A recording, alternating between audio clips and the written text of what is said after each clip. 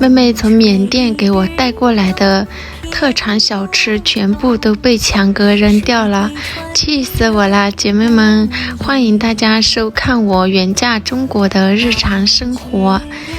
那几天我妹妹从缅甸给我带过来了很多我们那边的特色小吃，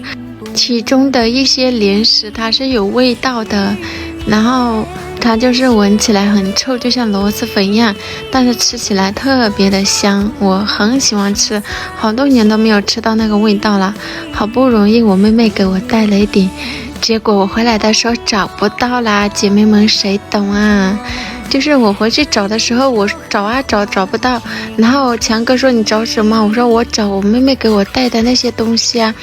他说那些东西有一部分坏了，都臭了，他把它扔了。就刚好那一早上又那个垃圾就来拉垃圾嘛，那个垃圾车，所以呢又他把它丢到垃圾桶里面去，然后那个垃圾车就把它拖走了。因为那个老米话叫哪币，那个哪币它本身就是臭的，还有那个茶叶，我们老缅的那个茶叶就不是说用泡茶吃的，它是用来下饭吃的，还可以当做零食来吃，全部都被强哥扔了，他说都坏了，气死我了，真的。今天带姐妹还有小云朵来地里面找点菜，然后看到有几个百香果熟了，然后顺便给小云朵拿来吃。小云朵是特别喜欢吃百香果，我们家这个百香果它是黄金百香果，特别的甜。我的粉丝，你们有吃过哪币吗？如果有吃过的话，你们就在评论区打个恭喜发财吧，我看看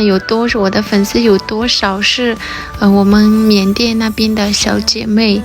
我们家换新锅啦，姐妹们，我把这个旧的这个电饭锅给换了，买了个电饭煲，然后呢这个炒菜锅也换了。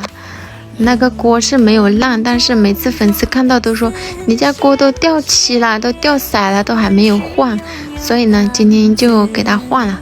那个电饭锅是我忘了又买了多少钱，那个炒菜锅买了80多块钱，那口电饭锅好像是150多块钱买的吧，因为我买的是中等性的，不是特别大的，也不是小的，太小了人多又不够吃，太大的话又感觉不好煮饭吧，就是说。然后呢我昨天还买了点那个豆腐干还是干豆腐，不知道你们叫什么，就切来炒一炒。每年快到春节的时候，我的心里面都感觉空荡荡的，也许是我太想我妈妈了吧，就是看着家里人热热闹闹的，白天的时候就感觉很开心的，但是一到晚上躺下听着鞭炮声，心里总感觉有些孤独，也很羡慕男人不用出嫁，每年都可以陪着自己的爸爸妈妈过年，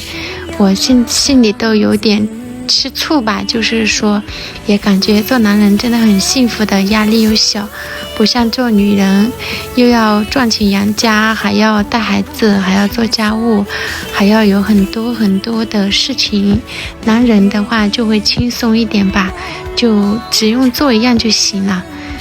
他们上班就只用上班，带娃就只用带娃，不像女人这么累吧，就是说也许不是每个男人都这样，但是我家强哥就是这样子的。